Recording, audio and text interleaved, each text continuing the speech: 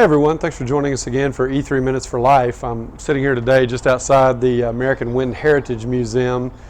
This is a museum that chronicles the development and the advent of windmills as it was used in American agriculture and really agriculture throughout the world. There's one just over there that looks like came from Holland or somewhere like that, but these are more the ones that you would recognize on in the countryside in the American, in the older days of the American West especially.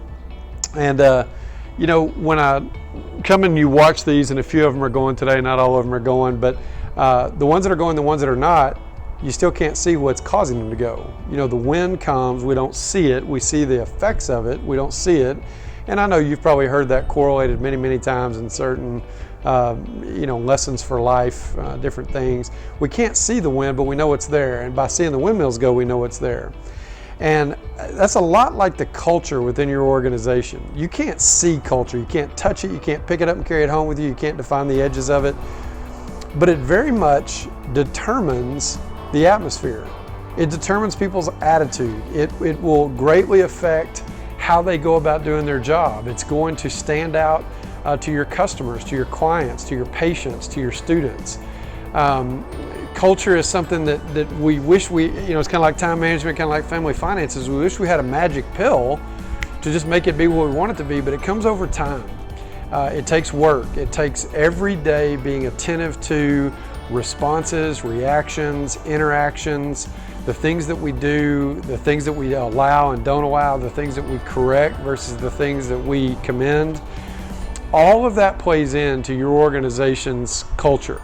And the culture becomes the wind that's going to drive the windmill.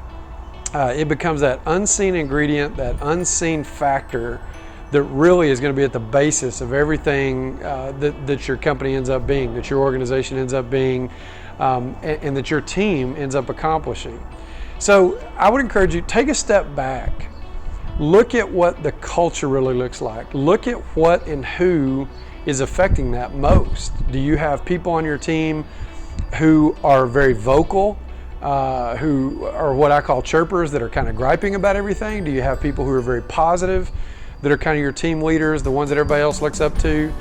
Maybe ask some of your customers, some of your patients, some of your clients, what do you feel about the culture here? And then you have to decide, do I like that? Do I want to reinforce that? Or do we want to make the necessary changes to alter that, to grow that? Obviously, it's a continual process, but do we need to purposefully set about a different course in order to create the culture that we hope to have?